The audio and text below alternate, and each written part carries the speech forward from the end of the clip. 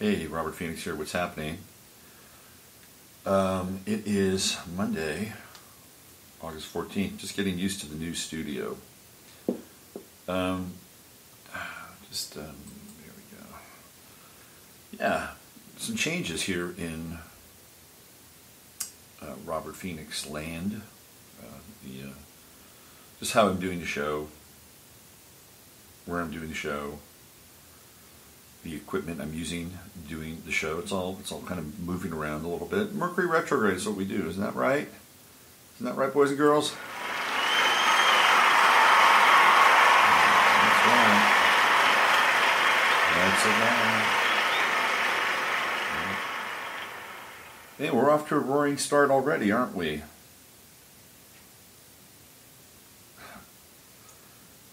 Charlottesville, Virginia is such a shit show. It's amazing.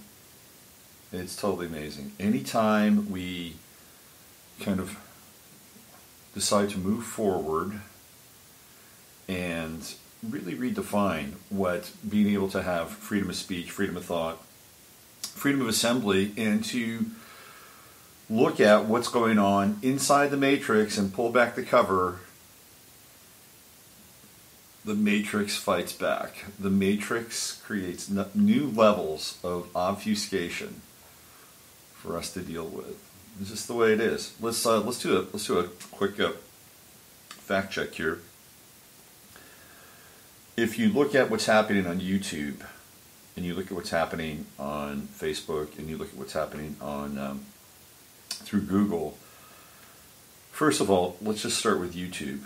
YouTube has hired the ADL basically to come in and be the thought police for the videos that get posted on YouTube. And if they are deemed anything outside of the ADL's moral purview, then bad things happen to your video. You get demonetized, that's number one. They put you ultimately into this video ghetto, this video barrio, so nobody really sees your videos. And that, I guess ultimately, it will be led to some form of expulsion off of YouTube. This is what's happening right now. They have their own little team of content creators that are going out and creating their own videos, which are absolutely ridiculous, to somehow perform some kind of counterbalance to the truth, or what's happening when people are putting up some really profound, intense, thought-provoking YouTube videos that are challenging the status quo. And this is exactly what is going on. And what's really at the heart of this is that we are starting to get to a point where the very thin membrane is that separates people from who are essentially kind of the planetary managers of the matrix.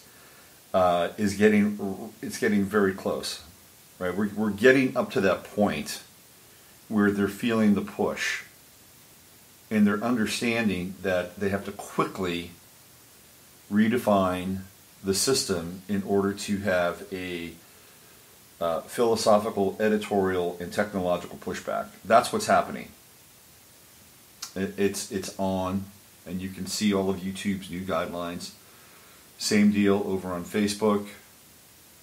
Same people are involved. Same people are performing the role of thought police. And with Facebook, the algorithms are getting changed. So you can put something up, and I did this last week. I put something up, and it was a show, and I'm like, usually when I put up a show, it's not like I've got a ton of people, commenting on it, but I'll get at least 2 or 3 likes. Like, hey, and they may not even listen to the show, because reflexively sometimes, I'm just going to like this because I'm going to get back to it and listen to it or watch it. But in the spirit of supporting this person, I'll hit the like, right? I think we do that sometimes. I know I have. But even then, there's no likes. And so this went on for an entire day. I'm like, well, what is happening with my with my show. And I finally kind of like reposted this. Has anybody like seen this? And then finally I started to get some comments, and what had happened is that it had gotten buried somehow. It wasn't showing up on people's feeds. And this is insidious. Google does the same thing with search results. Google controls what you see.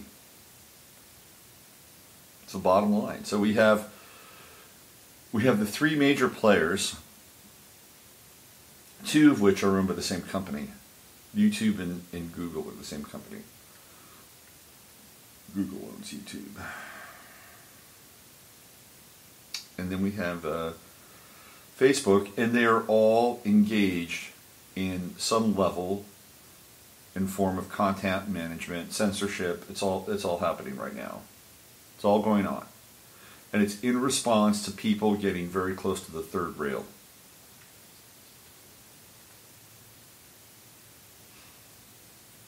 So what do we do next? Well, first of all, we have to understand that Google and YouTube and Facebook are essentially monopolies. They're monopolies. They are these overarching monolithic components, and Twitter too. That's the big four in our world right now. So it's not like you can go jump over to Vimeo and start uploading videos. They don't have the capability. They don't have the bandwidth. They don't have the server farms and the server space. They can't do it. And to invest that kind of money so that you could compete with a company like Google and YouTube it's almost a failure to launch before you even start it. So that's an issue. We have, in the free market, theoretically there's competition, and what we found out with the digital space is that that's not the case, and nobody has any desire to break up the monopoly at any point in time, whether it's Amazon. The phone space, I guess, is the one that's probably the most, at least, American. You still have some choice with the phone, although really it's come down to Samsung, Android versus the iPhone. Everything else kind of just limps along. This is a very strange world we kind of live in to that extent. Feels really weird doing the show standing up today, but it's good. It's good. My cat is trying to figure out how he can get closer to... I know, you're just standing right over there. It's okay, though. Just don't come up here, you'll knock everything down. So we have this, we have a dilemma. Houston, we have a problem. Now, if you go back into the 1960s and beyond, there were very keen sorts of feelings around monopolies. And so they would have things like antitrust suits so that companies wouldn't get too big, swallow the marketplace, and then we would not have any sort of competition within that space. This is what happened with the Rockefellers. The Rockefellers were so smart that once they came in and said, "Look, you're too big. You've got to break up your company." Well, they got even more rich and more powerful when they broke it up. And then we have the baby bells. Remember Atlantic Bell Telephone or Bell Telephone, and just in general, Atlantic Bell became one of the baby bells. But Bell Telephone ran everything. Every single phone in the country was connected to Bell Telephone. And they said, "Well, you can't do that." So we had to have, the baby bells came in. And then we had the companies like MCI and, all those kind of pyramid scheme. Remember that? MCI, who should I go with? Should I go with MCI or this other kind of intermediary? Competition is good because it does bring in, some more opportunity, more people to have jobs, theoretically. Think about it. If somehow they're able to break up Google or YouTube, let's just use YouTube. And they would say, "Look, you have to sell off a portion of your server space, and you have to sell off a portion of YouTube so there can be a competing channel or channels." And that would be interesting. That would be very interesting. And then you allot X amount. Let's say you force YouTube to divest, say, 30% of their business. And I'm just talking about 30% of the technological space involved. You know, it would be really interesting if we could do that, right? You'd have people come in and they'd bid on it, and somewhere, somehow, they'd have to be qualified and know that they have the capital and the resources, all that stuff. But it would be interesting. And then YouTube, if they wanted to, they could just get rid of all their undesirable videos. There could be like the video version of Australia. So they just get rid of all their undesirable videos, like go over here.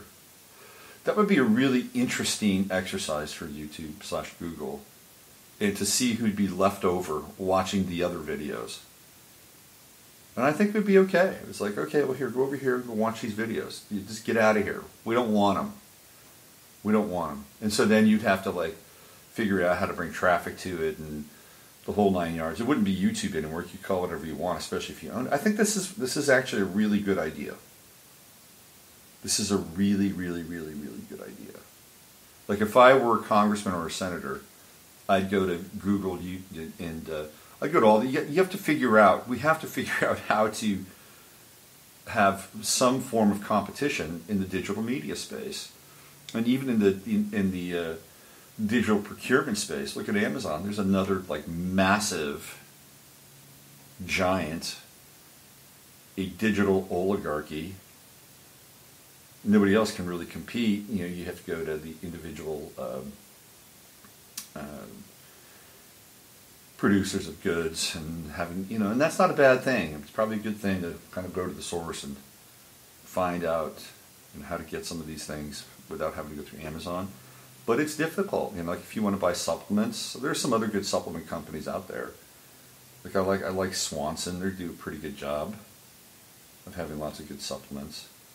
So I try to work with them as much as possible, but they don't carry the same broad spectrum of product, and that's one of the selling points of Amazon. You get anything.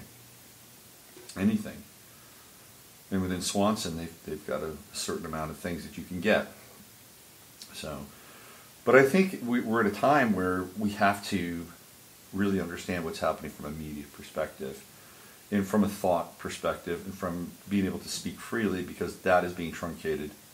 It started last year during the run-up to the election, and now it's in full swing at this point in time. I know a lot of people have issues with Henrik Palmgren at Red Ice. A lot of people were very into Henrik when he was into the kind of meta stuff. He did a great job. You know, he brought on a lot of fantastic guests. Henrik was one of these people who was a very early adopter, had a very, very slick presentation, and I actually like Henrik. You know, I like the guy. He didn't come on my show because I think he thought I was too liberal, which is weird. But I get it. Anyway, they on Saturday were wiped out. Red Ice was wiped out. They suffered severe attacks on their two sites, the user site and the main Red Ice site, Red Ice TV, I think. And on the user side, which is where they have all the user information and they have the message boards and people can communicate, it just got wiped out.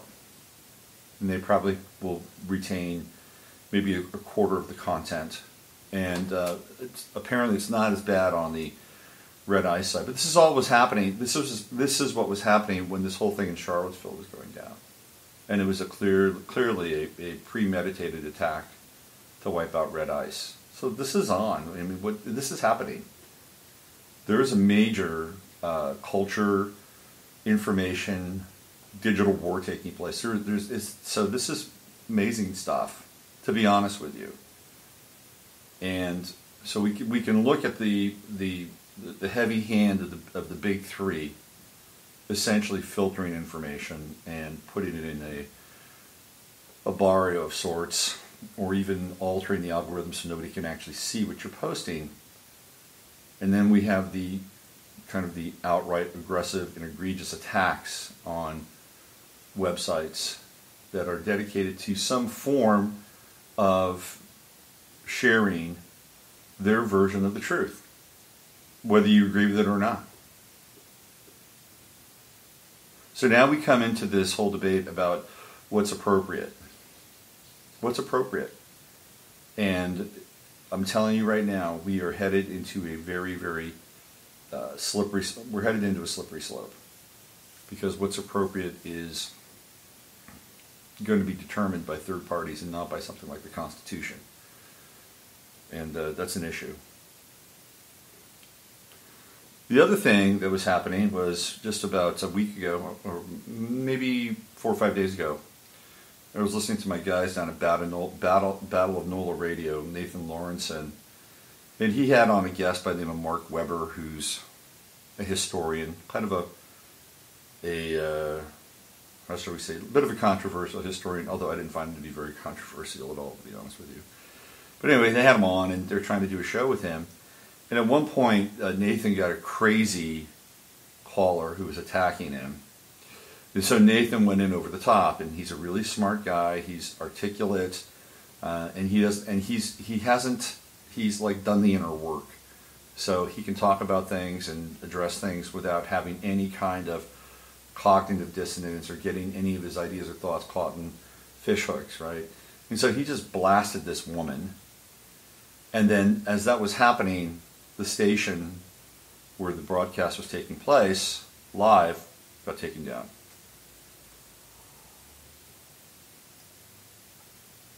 So the record of that, you can look it up. The record of that is at battlenolaradio.com on YouTube. And it's amazing to hear it sort of happen real time. So what we're seeing here is we're seeing, number one, that there is a kind of a real-time monitoring of what's going on. And this is it's a little tiny radio station in New Orleans, Louisiana. And these guys have taken on the Aspen Institute and Agenda 21, Agenda 2030. That's really their beef. They're watching their city get taken away from them. You know, what started with Katrina is now coming to the fulfillment and the promise of the developers who want to basically turn New Orleans into Disneyland, which is what's happening. A lot of the small businesses, a lot of the small restaurants, they're getting run out. Now, there are parts of New Orleans, I got to tell you, they're not pretty to look at. Bourbon Street is great, the French Quarter is great. I mean, all those kind of really typical New Orleans places where tourists go, they're great. But the surrounding area in New Orleans it's really poor. It hasn't been updated or upgraded. I don't care. I mean, I was there 2 years ago. I walked downtown. I didn't care. It was fine. It's like whatever. That's their city. It's their city, but it's not their city anymore. So we have this real-time kind of monitoring of what's happening with content, and there are groups that can insert themselves into the transmission of content real-time, or just in general. And we can see that there are and have been and probably will be more and more attacks on people and websites and alternative news procurers that are going to take place, because we're in it now. The right to freedom of assembly will be likely curtailed after what happened on Saturday, and that will be kind of the first step in creating a police state. I hate to say it, but it's going to happen. And one of the things that we have to do is, I don't know if it's going to happen. I'm not going to sign off on it, but the likelihood of it happening is it's much bigger than it was before Saturday. Let's put it that way. And as quote-unquote American citizens of the universe, we have to be able to express our rights and our freedoms, even though they've been completely truncated ever since they passed the Patriot Act on 9/11. But that said, here we are, we're in the midst of it, and we're coming up on the eclipse, and everything is ramping up. It's ramping up. High degree of internal and external pressure. People are feeling it in our personal lives, feeling it in our collective lives or relationship to the collective. Sorry if I'm not as snap, crackle, and poppy as today as I normally am. I did the live stream last night on over on YouTube. It was about an hour and 45 minutes. And so coming back the next day and sort of cranking it up again is always an interesting exercise of putting it all together. So I'm actually going to end the show just a little bit early today. Normally I like to go at least 30 minutes. But today we're going to clock in at about 25 minutes because, I just need to get my energy back from last night and sit down and finish my coffee. But I'm here for you every single day at 9 a.m. Central Standard Time, give or take 5 or 10 minutes, because today I was set up the new desktop studio.